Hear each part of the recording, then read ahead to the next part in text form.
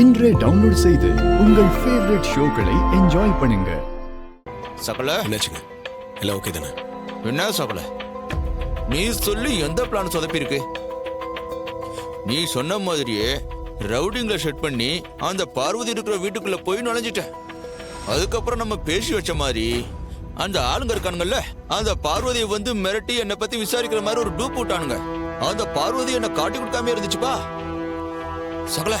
அதுக்கப்புறம் நீ சொன்ன மாதிரியே நீ செஞ்ச உதவிக்கு ரொம்ப நன்றின்னு பணத்தை எடுத்து கொடுத்த.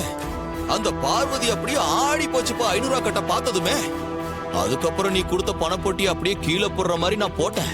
அவ்வளவுதான், அவ பிளாட். நான் துபாய்க்கு போறேன்னு சொன்னேன். அந்த பொண்ணு நானும் துபாய்க்கு போறேன்னு சொல்லுது.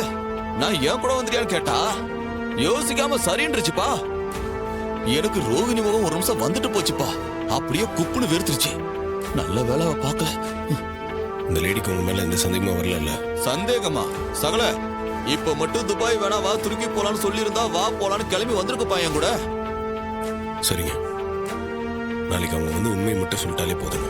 ஏன் சகல? அந்த பார்வதி பத்தி தான் எல்லா டீட்டெயிலும் நம்ம கிட்ட இருக்கேப்பா, அது போதாதப்பா? இல்லைங்க, அவங்களுக்கு எதிராக சாட்சியை கூட்டிட்டு வந்து நிக்க வைக்கிறது பெருசு இல்ல.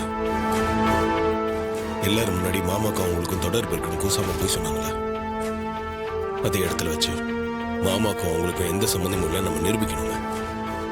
அதாங்க சரியா இருக்கும். சகல, இவ்வளவு உயிரை கொடுத்து யோசிச்சு ஒரு காரியத்தை செஞ்சிருக்கோம்.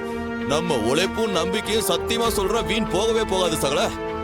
எப்படியோங்க, மாமா கலச பூஜையில் உட்காரும்போது ஒரு மேல எந்த பழியும் இருக்கக்கூடாது. அது போதுங்க எனக்கு.